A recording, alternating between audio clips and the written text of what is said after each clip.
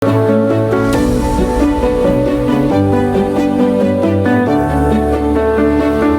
dəfəki Ninja Mama podkastında çox maraqlı bir mövzumuz var idi. Əgər hələ də siz Ninja Mama kanalına abunə deyilsinizsə, o zaman elə aşağıda subscribe, abunə ol düyməsinə basaraq abunə ola bilərsiniz. Bu dəfəki mövzumuz məncə deyə bilərəm ki, çox maraqlı müzakirələrlə keçəcək. Ona görə də axıra qədər izləməyinizi tövsiyə edirəm. Çünki bir çox suallarınıza cavab tapacaqsınız. Müasir dövrdə bir neçə terapiya üsulları var. Hətta biz sadalasaq barmaq sayını keçəcək qədər çoxdur bunlar. Amma ən faydalısı, ən bizə lazım olanı və yaxud da sadəcə bizim üçün hansı uyğundur dediyimizi tapmaq üçün əslində bu gün çoxlu maraqlı suallarımız olacaq. Ninja Mama'nın bu dəfəki mövzusu psixoterapiyadır və qonağım Nəfəs Psixi Sağlamlıq Mərkəzinin həkim-psixiatrı Əmrah Abdullayevdir. Xoş gəlmisiniz Əmrah bəy. Xoş gördük, təşəkkür edirəm dəvət üçün. Belə bir nüans var ki, psixiatr, psixoloq, psixoterapevt. Kim psixoterapiya ilə məşğul ola bilər və bunları bir-birindən fərqləndirən detallar nələrdir? Əvvəla onu deyim ki, psixoterapevt ayrıca bir diplomlu ixtisas deyil, psixoterapiya bir fəaliyyət sahəsidir. O fəaliyyət sahəsi ilə məşğul ola bilər uyğun təlimi keçmiş psixiatrlar və psixoloqlar. Xüsusilə söhbət burada gedir klinik psixoloqlardan. Yəni bunun üçün bir bazis təhsil olmalıdır. Dedim ki, ya psixiatriya, klinik psixoloq. O bazis təhsilin üzərinə o adam gedib bəlli bir psixoterapiya məktəbi üzrə təlim alırsa, o artıq psixoterapiya ilə məşğul ola bilər. Amma bu bazis təhsili yoxkən, psixoterapiya ilə məşğul olmaq çox böyük bir yanlışdır. Çünki psixopatologiya bilgisi olmayan bir adamın girib o psixopatologiyanın yöntəmləri, metodları öyrəndin, okey, amma psixopatologiya bilgin yoxdur. Neyniyəsi? Yəni düşün ki, cərrahi xəstəlikləri tanımırsan, topografik anatomiyanı bilmirsən, amma əlinə bir cərrahi alət set alıb əməliyyat eləməyə çalışırsan. Yəni bu cür psixoterapiyaya girişmək buna bənzəyir əslində. Bəs belə bir şey soruşum. Məsəl üçün psixoterapiyada nə var ki, deyək ki, okey, klinik psixoloqları da qoyuram kənara, deyək ki, bir həkim psixiatr statusunda olan bir insan bundan məşğul ola bilməz. Həkim psixiatr məşğul ola bilər. Yox, yəni o dediniz ki, o təlimi almalıdır. Yəni orada onu spesifik edən, bu terapiya növünü spesifik edən nədir təməl olaraq? Yəni bu əslində psixoterapiya məktəbinə görə təlimin xarakteri dəyişə bilər. Məsələn, indi ən çox yayılmış, ən çox istifadə olunan və ən çox belə deyim də, sübut bazası güclü olan psixoterapiya növü koqnitiv davranış terapiyasıdır və bu psixoterapiya növünün hər bir pozuntuya yönəlik depressiyadır, generalizə təşviş pozuntusudur, ya buraxın bipolar pozuntu, şizofreniyaya qədər yanaşma protokolları var.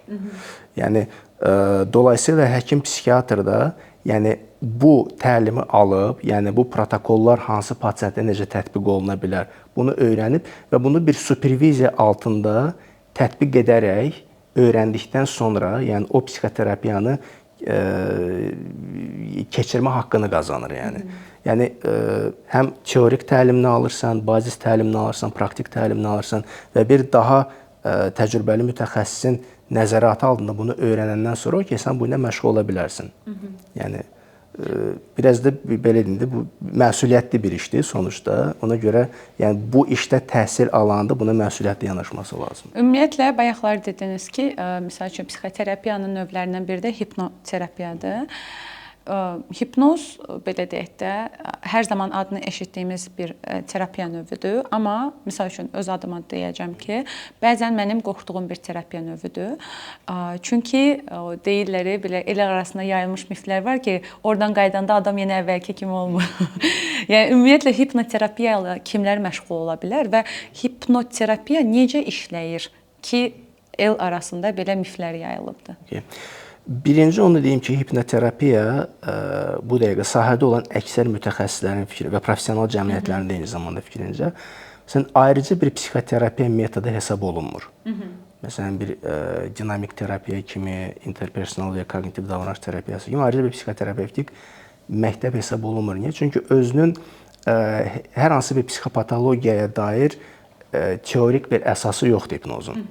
O sadəcə, yəni başqa bir psixoterapevtik metodlara bir əlavə olaraq istifadə oluna bilər. Belə olduğu zaman o psixoterapevtik metodların effektivliyini artıra bilir və psixoterapiya prosesini sürətləndirə bilir. Nə kimi özəlliyi var ki, spesifik olaraq ki, bu metod olaraq istifadə olunur? Bu metod tam olaraq mexanizmi necə işləyir soruşsanız, bəlkə bu sualın indiyə kimi doğru dürüst bir cavabı yoxdur. Amma klinik müşahidələr, klinik tədqiqatlar onu göstərir ki, həqiqətən də əksər psixoterapevtik metodlara siz hipnoterapiya ilə əlavə etdiyiniz zaman ciddi şəkildə onun effektivliyi artır. Hər halda bu bunu ilə bağlıdır. Əslində hipnoz durumunun nə olduğuna baxmağımız lazımdır. Eynən, onu soruşmaya çalışırdım əslində. Bu çox belə deyim, zehin qarışıqlığı yaradan bir sualdır, amma təməldə qeyri-adi bir şey yoxdur. Məsələn, hipnozla bağlı miflərdən biri budur ki, bu zehnimizin çox qeyri-adi bir vəziyyətidir. Bizim şuurumuzun gündəlik vəziyyətindən ciddi şəkildə fərqlənir. Əslində belə deyil, düzdür, belə bu görüşü müdafiə edən bəzi elmi məktəblər var, amma əslində bizim zehnimizin gündəlik vəziyyətindən çox da fərqli deyil. Sadəcə dərin fokuslanma vəziyyətidir. Diqqətimizin dərin fokuslanması vəziyyətidir. Məsələn, deyəlim ki, meditasiya ilə çox böyük bənzərlikləri var hipnozun. Və məhz bu cür dərin fokuslanma vəziyyəti zamanı siz başqa psixoterapevtik metodları tətbiq etdiyiniz üçün həmin o hiperfokusun hesabına böyük ehtimal ki, onun effektivliyi də artmış ola bilir. Nəyə görə hipnoz, məsələn, ayrı bir xüsusi bir zehin vəziyyəti deyil, yəni son zamanlar artıq bu görüşə gəlməyə başladı bu tədqiqatçılar. Məsələn, hipnoza spesifik bəzi fenomenlər var da, tutaq ki, anesteziya, tutaq ki, halüsinasiyaların təlqin edilməsi və s.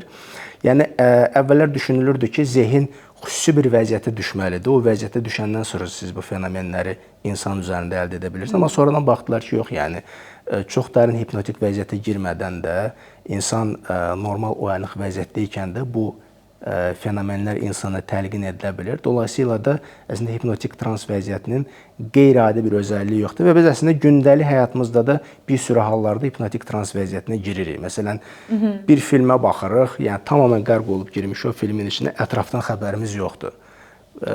Bu özü hipnotik transla çox bənzər bir vəziyyət. Ya da bir kitab oxuyursunuz, zehninizdə obrazlar canlanır, kitabla bağlı süjetlər canlanır, ətrafdan qopmusunuz. Bu da bir trans vəziyyətidir. Dolayısıyla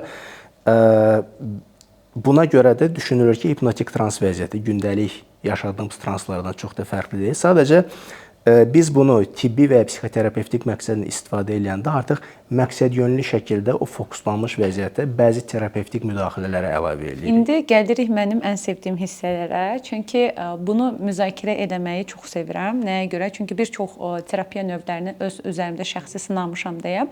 Adətən bunun istiqamətində hətta bəzən debata da getməyi sevirəm. Hipnozun bioenergetik təsiri varmı? Qısa cavab yoxdur. Və bu görüşün bəlkə də inkar olunmasının 200-250 illik bir tarixi var.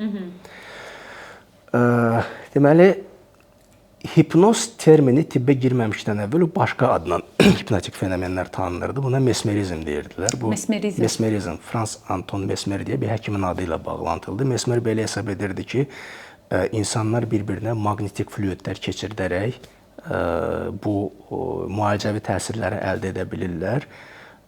Başqa adı da maqnetizm idi bunun. Və Mesmer özü də öz dönəmində kifayət qədər, 18-ci əsrin ikinci yarısıdır, kifayət qədər populyarlıq qazanmış bir həkim idi. Amma sonradan əlbəttə ki, mesmerizm fenomeni bir, belə deyim, elmi bir komissiya tərəfindən Fransada sınağa tabi tutuldu, test edilməyə başladı.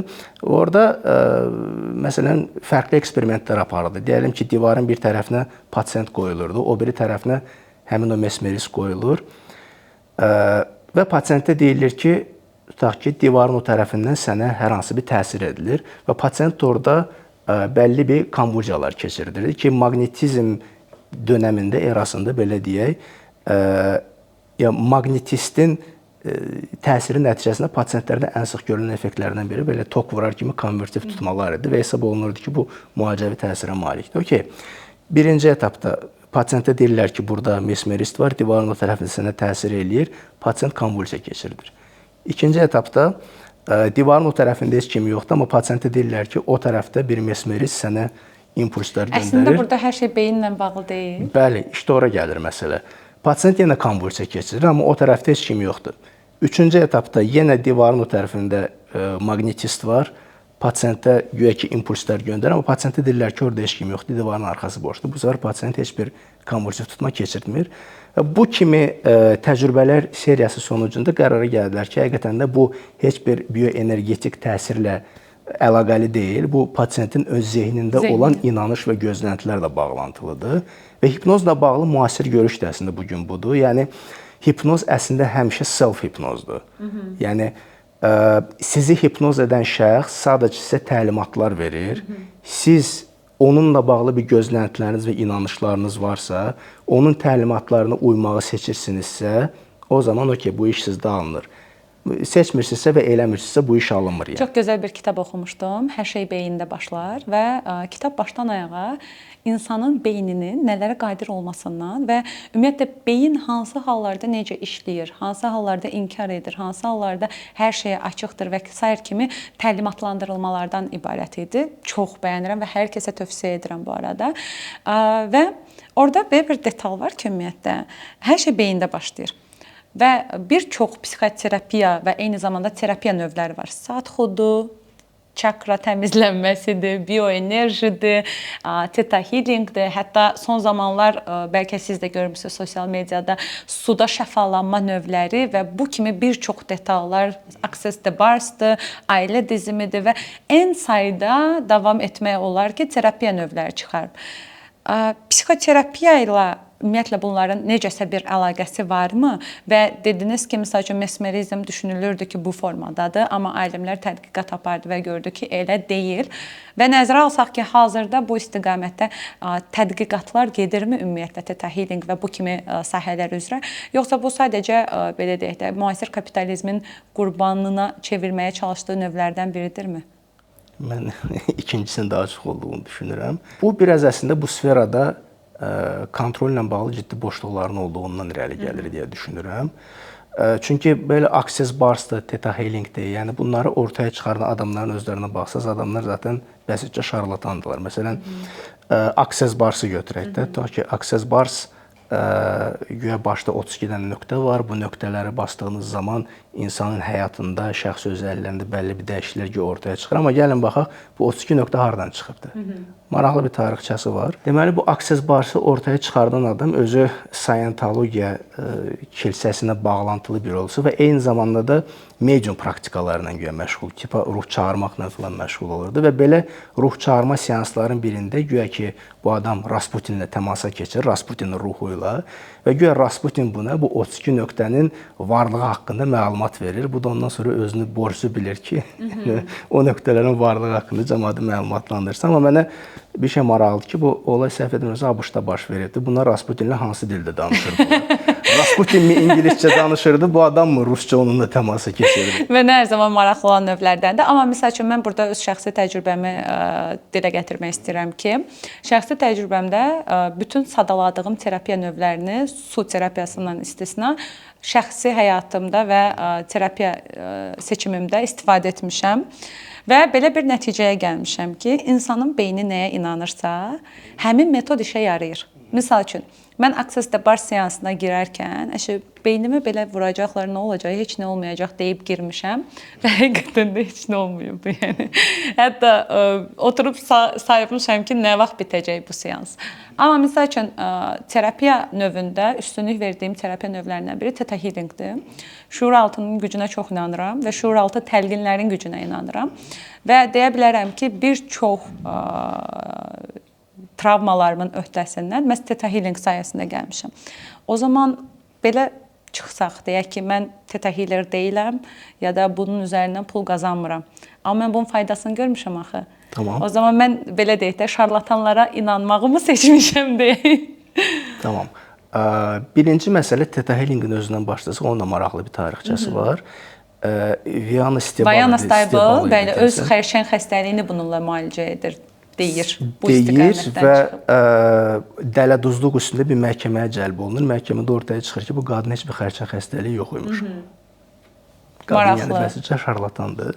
Və əgər qadının müalicə metodu bu qədər yaxşı işə yarayırsa, qadın əslində hipertoniyadan əziyyət çəkənin birisi olubdur. Yəni, bu işin birinci tərəfi. İkinci tərəfi, Bu əslində, yəni bir çox hətta şarlatanik metodlarda belə, yəni hər zaman ortaya çıxan son arqument mənə kömək elədi arqument. Amma bu arqument psixoterapiyanın effektivliyini sübut eləmək üçün kifayət deyil. Bir psixoterapiyanın effektivliyini sübut eləmək üçün ümumiyyətlə bu psixoterapiya tədqiqatları necə aparılır? Yəni 3 prinsiplə mən bunu izah edə bilərəm. Birinci, deyəlim ki, sizə bir psixoterapiya metodu tətbiq olundu və siz yaxşılaşdınız. Bu o deməkdirmi ki, siz bu psixoterapiyadan yaxşılaşdınız? Bu hər zaman belə olmaya bilər. Yəni bir zaman əlaqəsi var, amma səbəb-nəticə əlaqəsi olmaya bilər burada. Yəni bəlkə o anda başqa bir şey eləmisiniz. Nə bilim, o terapiyaya getdiyiniz müddətcə götürüb yuxu rejiminizi qaydaya salmısınız, düzəlmisiniz. Nə bilim, hər zaman dəstəklədiyim növlər, metodlardandır. Bəli. Və dolayısıyla psixoterapiya tədqiqatlarında birinci bu sual verilir. Yəni bu adam psixoterapiyadan mı düzəldi, yoxsa bu zaten düzələsi vardı zaman içində, ona görə düzəldi. Ona görə psixoterapiya tədqiqatlarında 2 qrup təyin olunur. Bir, aktiv psixoterapevtik müdaxilə görən qrup, yəni hər hansı pozuntuya qarşı siz bu terapiyanı aparırsınız. İkinci qrup heç bir müdaxilə edilmir, kontrol qrup. Zaman içində baxılır. Əgər psixoterapiya qrupunda dəyişikliklər statistik olaraq birinci qrupla müqayisədə anlamlıdırsa, o zaman psixoterapiya işləyir. Tamam, işləyir, amma burada ikinci sual meydana çıxır. İşə yarayan psixoterapiyadır mı, yoxsa biz sizlə həftədə bir, 10 gündə bir görüşürük, dərdləşirik, mən siz ya da siz məni dinləyirsiniz, mən anlaşıldığımı hiss edirəm. Yəni, psixoterapiyaya xas olmayan, amma insana müsbət gələ biləcək faktorların sayəsində mi bu düzəlmə baş verir? O zaman bu tədqiqatlar ikinci mərhələyə keçir. Aktiv psixoterapiya qrupu və dəstəkləyici görüşmələr qrupu. Məsələ burasındadır ki, dəstəkləyici görüşmələr qrupunda belə heç bir müdaxilə edilməyən kontrol qrupu ilə müqayisə aparanda yaxşılaşanların sayı önəmli dərəcədə çox olur. Amma aktiv psixoterapiya əgər işə yarayırsa, hər iki qrupdan bir baş daha üstün olur.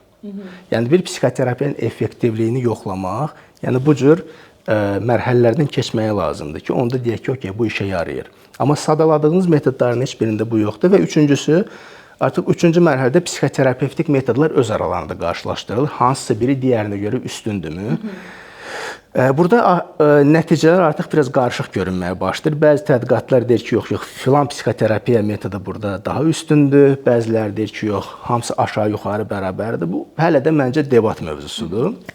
Amma ən azından bir psixoterapiyanın işə yaraması üçün, yəni işə yaradığını bilməyimiz üçün ilk 2 mərhələdən keçmiş olması lazımdır.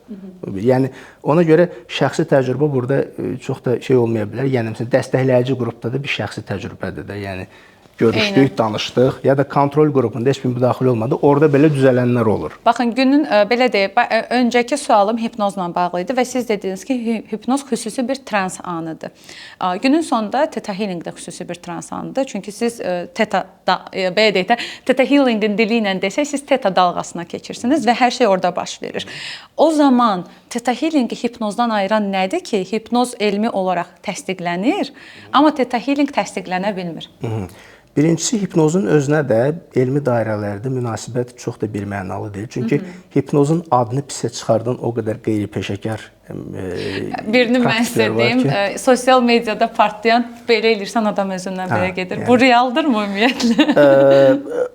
Onun da bir izahı var əslində. Yəni o belə eləyən adamın gücünə bağlı bir şey deyil. O ona bağlıdır ki, yəni ora çıxan adamın o səhnəyə çıxmaqla bağlı bir gözləntisi var. Bir avtomatik role-playing oynama modu var. Bu hipnozla bağlı nəzəriyyələrdən biridir, sosial-kognitiv nəzəriyyə. Adam ora çıxdığı anda avtomatik o rolu oynama moduna keçdiyi üçün siz onu görürsünüz. Yoxsa ya orada belə elədim, söndü, huşu falan getmir, yəni huşu qayət yerində olur. Amma belə bir sual verir. Məsələn, o adam tutaq ki, səhnə hipnozçusunu gündəlik həyatda görsə və bunun kim olduğunu tanımasa, o da yaxınlaşıb onu bir dənə belə eləsə, o adam orada yatarmı ya da özündən gedərmi? Getməz, yəni. Sosial kontekst ayrıdır. Hətta deyər, neyinirsən? Neyinirsən, dəlisən, başa xarabdır, yəni. Sosial kontekst ayrıdır, gözləntilər ayrıdır, ona görə orada o işə yaramır. Amma səhnəyə çıxdığı zaman sosial kontekst ayrıdır. Artıq burada bir səhnə hipnozu sosial konteksti var. Ora çıxan adamın bir gözləntisi var orayla bağlı. Biraz da bəlkə də səhnə qarşısında da diqqət cəlb edir və s. ondan da bəslənən bir tərəfi var. O zaman okey, o zaman bu işə yarayır. Yəni bu adam götürür və o rola girir, amma özü girir. Özü girir o rola. Okay, çox maraqlıdır. Onda belə çıxır ki, belə deyək də, hər şey beyində başlar. Çox gözəl əslində ifadədir ki, istər psixoterapiya növü, istər digər hələ də təsdiqlənməmiş terapiya növlərinin müalicəsinin nəticəsi əslində bizim beynimizlə bağlı bir şeydir. Yəni belə deyim, mən məsəl üçün bunu biraz əks tərəfdən sual vermək istəyirəm. Tutaq ki, mən heç bir psixoterapiya növlərinə inanmıram və sizə çox skeptik yanaşma ilə gəlmişəm. Ki, əşi, nə edəcəksiniz? Bir dənə danışmaqla biz həll edəcəyik. Məsələn, güya ki, bu zaman siz mənə effekt verə bilərsinizmi? Bu effekti ciddi şəkildə aşağı düşürdə bilər əslində. Əlbəttə ki, pasiyentin terapiyaya inamı çox önəmlidir. Terapiyanı irəli aparan faktorlardan biridir. Amma hər zaman da həll edici olmur qəribə bir şəkildə. Yəni, bəzən çox skeptik yanaşan birisi, məsələn, hipnoterapiya və hər hansı başqa bir terapiyaya gəlib, yəni gözlənmədiyi anda bir nəticə ala bilir. Dolayısıyla, əksər hallarda bəli dediyiniz doğrudur, amma bunun istisna durumları da olur. Siz bir də məsələn, hipnoterapiya ilə bağlı bir şey dediniz ki, sosial şəbəkələrdə belə edirlər filan. Mən bayaqki sualınıza da qayıtmaq istəyirəm. Kimlər hipnoterapiya ilə məşğuldur demişdiniz. O sual cavabsız qaldı sanki. Hipnoterapiya ilə bağlı ədəbiyyatda belə bir tövsiyə var. Bir insan, bir mütəxəssis əgər qarşısına gələn pasiyentin problemini qeyri-hipnoterapevtik metodla həll edə bilmirsə, o onu hipnoterapevtik metodla da həll etməməlidir. Yəni, hipnoterapiya ilə məşğul olmaq üçün sizin ən azından başqa bir psixoterapiyada backgroundunuzun olması lazımdır. Onun olması üçün bir bazis təhsilinizin olması lazımdır, bayaq dediyim. Yəni, o bazis təhsili əslində günün sonunda insan anatomiyasını anlamağa bir şərait yaradır. Ki, bunun nəticəsində bu olacaq, bunun nəticəsində bu ola bilər ki, o növbəti etaplara gətirə bilər. Düz başa düşürəm? Sadəcə anatomiya deyil, yəni o bazis təhsil sizə bəlli bir klinik təcrübə verməlidir. Söhbət psixopatologiyadan gəlsin, psixopatologiyanı doğru anlamış, o ki, çox mürəkkəb bir şeydir əslində onu anlamaq. Yəni, anlayıb psixopatologiyanın içində orientə ola bilməniz lazımdır ki, mən hansı psixoterapevtik aləti harada necə istifadə edəcəyimi bilim. Bayaq verdiyim o cərrahi alətlər misalı kimidir. Yəni, mən topografik anatomiya bilmirəmsə, mən cərrahi xəstələrin patogenezini, etiologiyasını bilmirəmsə, mən onun proqnozlarını bilmirəmsə, mən əlimə alət götürüb də cəmaata əməliyyat etməyə girə bilmərəm. Eynən, çox razıyam. Ümumiyyətlə, uzun illər əvvəl belə bir ifadə ilə qarşılaşmışdım ki, insan özünün psixoloqu olduğu zaman özündə, belə deyək də, ağlına və xəyalına gətirə bilməyəcəyi bütün dəyişikliklər etmə gücündədir.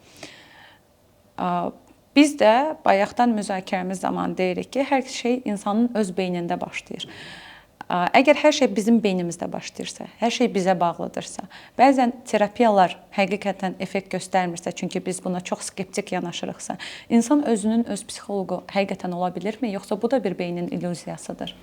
Bu tam olaraq illüziya deyil. Əslində, müasir dönəmdə mən yenə kognitiv davranış terapiyasından örnək verəcəm. Kognitiv davranış terapiyasının hər zaman nihai məqsədi, bu düzdür, hər zaman bunu reallaşdırmaq mümkün olmasa da, pasiyenti öz psixoterapevti vəziyyətinə gətirməkdir. Yəni, pasiyent deyəlim depressiya ilə müraciət edib, amma bu depressiya ilə necə baş edəcəyini bilmir. Kognitiv davranış terapiyası ən azından elmlə sübut olunmuş bir modelə əsaslanaraq sənin bu depressiyanın hardan qaynaqlanır, gündəlik həyatında hansı düşüncə, davranış və duyğu qəliblərin buna səbəb olur və bunları dəyişdirmək üçün hansı texnikalar işə yarayır. Onları öyrədir addım-addım.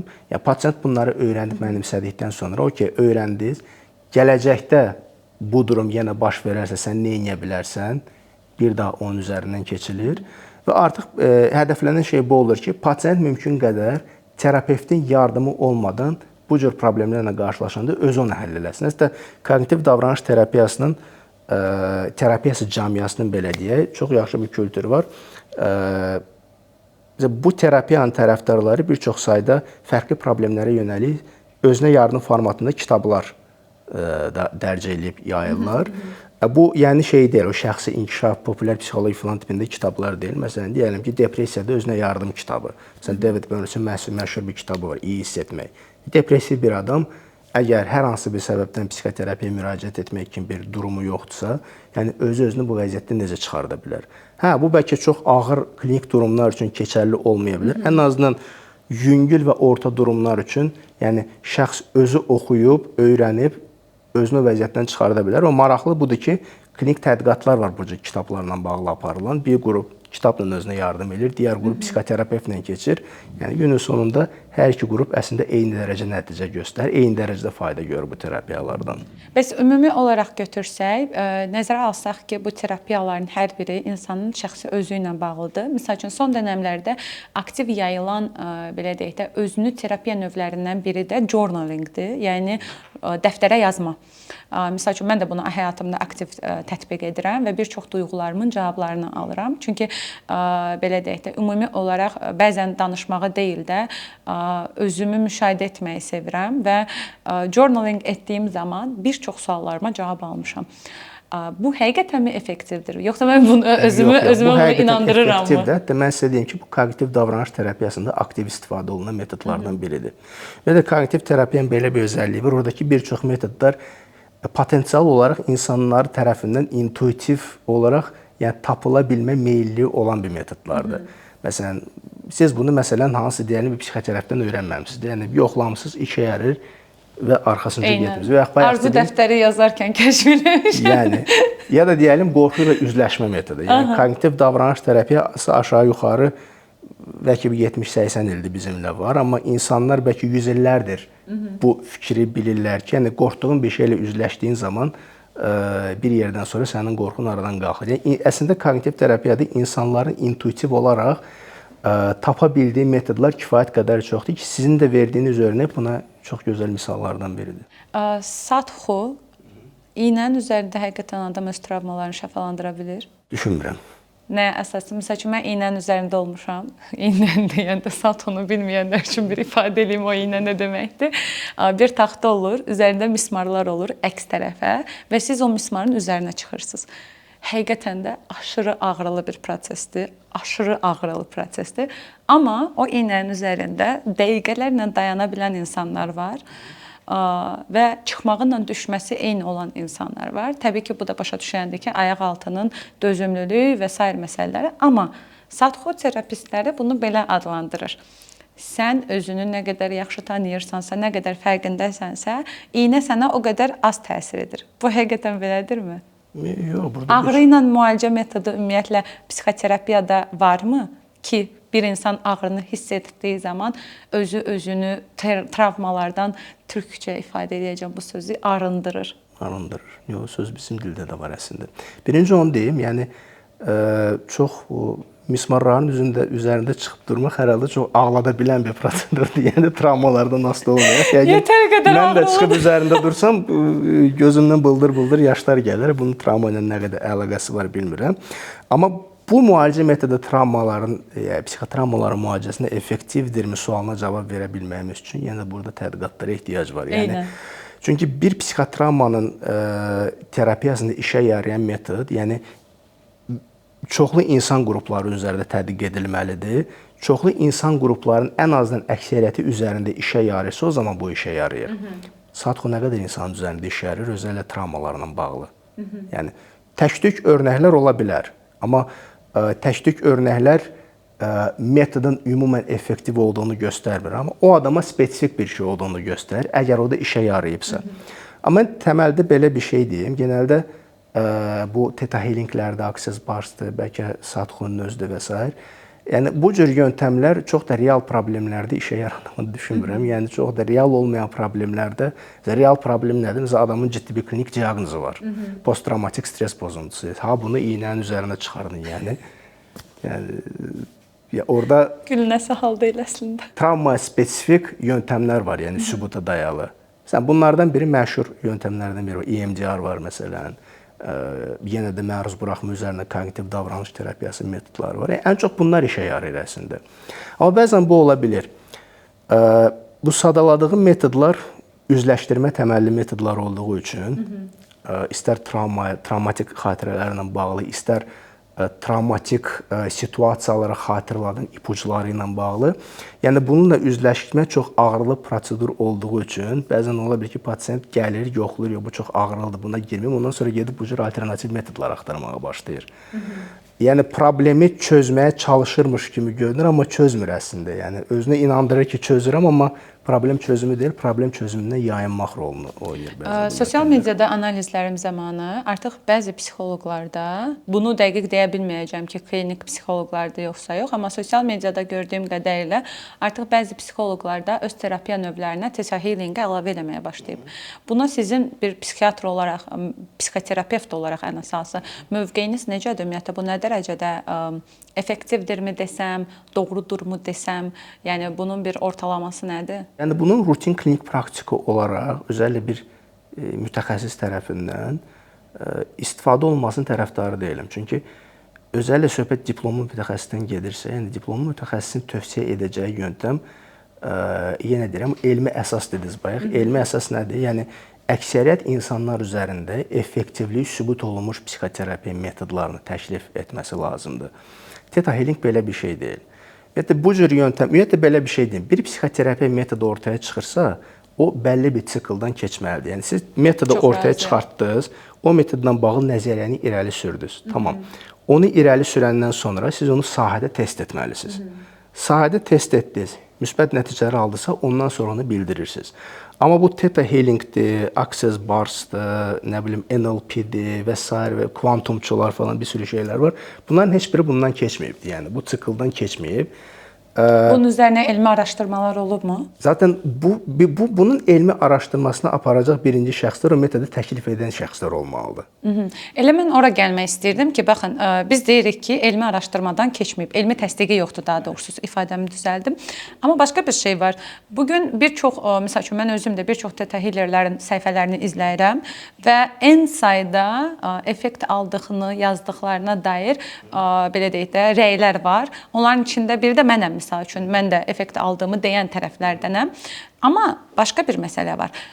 Bugün onların heç biri o elmi tədqiqat aparan quruma və yaxud da instituta deyək, bu haqda məruzə eləmir. Və bunu belə deyək də, bundan daha çox narahat olan tərəflər əslində psixiatr və psixoterapevtlərdir ki, elmi əsası olmadığı üçün bundan narahatdırlar. O zaman belə bir nüans yaranır. Bir tərəfdə bunu edənlər, amma məruzə etməyənlər var. Bir tərəfdə bunun elmi əsası olmadığını bildirərək bunu heç sınamağa belə cəhd etməyən tərəflər var. Hansı halda bu uzlaşacaq və bu belə deyək də, misal üçün bir elmi tədqiqata sunulacaq ki, gəlin bir baxaq görə bunun həqiqətən bir əsası var yoxsa yoxdur? Tamam. Birinci məsələ hansı halda sunulacaq deyirsinizsə, yəni bu metodu kim ortaya çıxardırsa, yəni normalda onun da onu elmi tədqiqatına aparması lazımdır. Patent qrupu üzərində sınaması lazımdır. Bu adamlar bunu eləmirlər. Nəyə görə? Bunu eləsələr muhtemelen bazara bu qədər rahat sürə bilməyəcəklər. Bunun bir örnəyini biraz sonra verəcəm. Amma siz deyirsiniz ki, məsələn, bu metoddan fayda gördüyünü iddia edənlər var. O ki, ola bilər. Amma siz bayaq bir şey dediniz. Yəni mənim özüm bura girəndə, bu metoda girəndə, theta healingdən bir gözləntilərim var idi. Eynən. Yəni dolayısıyla fayda görən insanlar böyük ehtimal ki, plasebo səbəbi ilə fayda görürlər. Theta healingin özündən deyil. Zaten ona görə bayaq dedim ki, psixoterapevtik tədqiqatlarda hər zaman bir kontrol qrupu, bir dəstəkləyici qrup da psixoterapevtik qrupun yanında qoyulur ki, yəni plasebo effektini oradan şey eləsinlər, çıxdaş eləsinlər. Əgər işin içində terapiyanın effekti sadəcə plaseboya bağlıdırsa, bu artıq o terapiyanın işə yaramadığını göstərir. Bu işin birinci tərəfi. İkinci tərəfi, o mütəxəssislər haqlı olaraq narazılıq edirlər. Çünki tamam, siz saytlara girib baxdığınız zaman bir sürü müsbət rəy yazanlar var. Amma əgər o sayt theta healerlərinin saytıdırsa, onlar ora mənfi rəylərin yazılmasına icazə verirlərmi? Ki, digər bir məsələ, həmin narazılıq edən mütəxəssislər əmin olun ki, yəni bu cür psevdo mütəxəssislərdən zərər görmüş bir sürü pasientlərlə üzləşirlər. Yəni mənim də belə üzləşdiyim olubdur. Üçüncü məsələ, təkrar elmi tədqiqat məsələsinə gələndə və belə bir örnək verim də. Məsələn, çox populyar bir yöntəm var. Hətta psixoterapiya cəmiyyəsinin içində ən belə çox sirayət edə bilmiş NLP. Sən NLP 70'lərdə, 80'lərdə... NLP-ni aça bilərik auditoriya üçün bilməyənlər. Neyrolingvistik proqramlama, amma nə lingvistika ilə bəlkə biraz əlaqəsi olur, nə də proqramlama ilə bir əlaqəsi yoxdur. NLP-cilər təzə-təzə ortaya çıxanda ki, Grinderlə Bendler idi bunu əsas ortaya sürənlər. Yəni çox böyük bir iddia ilə girmişlər ortaya ki, məsələn biz fobiyaları bir neçə saat, hətta bir neçə dəqiqə ərzində yox eləyə bilirik. Yetər qədər ciddi. Yetər qədər çox böyük bir iddia idi. Amma bu iddialar test edildi 80-ci illərdə. Yəni 40 ilə yaxın test edildi. Bu iddiaların boş olduğu göstərilib. Yəni heç bir müdaxilə edilməyən fobiya qrupunda tək seanslıq ki, bunlar deyirlər tək seans aradan qalır. Tək seanslıq NLP qrupunu qarşılaşdırırlar. Arada heç bir fərq yoxdur, yəni. Heç bir qrup fayda görmür, yəni müdaxilədən. Və indiki zamanda belə NLP ilə bağlı aparılan tədqiqatlar, yəni effektivliyini dəstəkləmir. Az bir qrup tədqiqat var ki, effektiv olduğunu söyləyir, amma o biraz tədqiqatlardır. Kimin harda apardığı bəlli olmuyor. Eynən hansı cəmiyyətlərdə, hansı mühitdə və s. hamısı çox rol oynayır əslində. Bundan çox razıyam.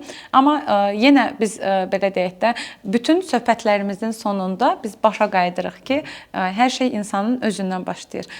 Bu səbəbdən də Əmrah bəy istəyirəm ki, podkastımızın sonunda bu terapiya növlərini seçən zaman auditoriyamız nələrdə ehtiyatlı olmalıdır və nələri mütləq şəkildə analiz etməlidir. Çünki dediniz ki, məsəl üçün sizin özünüzə belə bundan zərər çəkənlər gəlibdir. Deyək ki, məsəl üçün mənim təsəvvürümdə bir insan ya buna inanmır və heç bir fayda görmür və ikinci ehtimalı isə pul itirir. Zərəri hardadır ki, məsəl üçün auditoriya bundan agah olsun ki, okey, bu kimi zərərlərini də görə bilərəm. Retravmatizasiya ola bilər. Yəni travmaların təkrar ağırlaşması ola bilər. Bəzən hansısa ekstra qorxuların aşılanmış olması ola bilər. Bəzi hallarda ola bilər ki, məsələn, uyğun olmayan bir pasient o terapiyaya alınır. Pasientdə məsələn psixoz və s. potensial var. Pasientin o psixozu partlayır və o şəkildə gələ bilir. Yəni saysaz bir sürü örnəkləri var bunun. Ona görə psixoterapevt seçdikləri zaman məsələn nəyə baxmaqlarını tövsiyə edirəm? Bir bazis təhsil mütləq önəmlidir. Yəni bir adam sadəcə yazıbsa ki, nə bilim mən hipnoterapevtəm, başqa bir şey yoxdur məlumat olaraq, sadəcə kvantumçuyam, sadəcə TT-ləyəm. Yəni bunu boş verin. Bazis təhsil nədir? Psixiatrdırmı, klinik psixoloqdurmu? Ən azından heç olmasa konsultant psixoloqdum. Yəni klinik psixoloqla konsultant psixoloq formal olaraq fərqli ixtisaslar olsa da praktikada bəzən ortaq fəaliyyətlə məşğul olurlar. İkincisi, keçdiyi psixoterapiya sizə tövsiyə elədiyi psixoterapiya yöntəmi nədir və bu psixoterapiya yöntəmi ən azından sübuta əsaslanan bir psixoterapiya yöntəmidir ki, və akademik ortam tərəfindən ciddi qəbul olunan bir psixoterapiya yöntəmidirmi? Bunlara aid psixodinamik terapiya, interpersonal terapiya, ekzistensial terapiya, eyni kognitiv davranış terapiyası və s.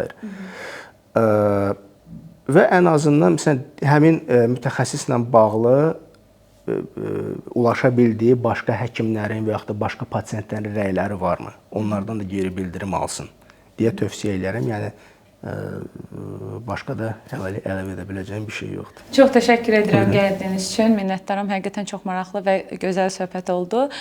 Mən isə Ninja mamalar, Ninja valideynlər, Ninja atalar, bugünkü podkastımızı onunla yekunlaşdırmaq istəyirəm ki, çox inandığım bir şey var.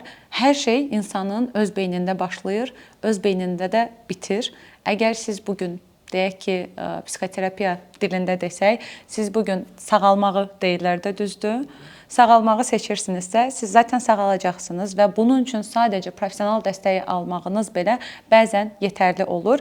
Amma yox, siz beyninizdə zaten onlarla ayrı mesajlarla gedirsinizsə, əmin olun ki, heç bir geri dönüş almayacaqsınız. Çünki elə təməlində siz özünüz buna inanmırsınız. Əsas məsələ budur. Odur ki, bugünkü podkastı elə bununla bitirmək istəyirəm ki, hər şey beynində başlayır. Beyninizin nə istədiyinə də bir arada göz gəzdirin. Görün ümumiyyətlə istədikləriniz nələrdir? Növbəti Ninja Mama podkastlarında görüşərik. Hələlik, özünüzə yaxşı baxın.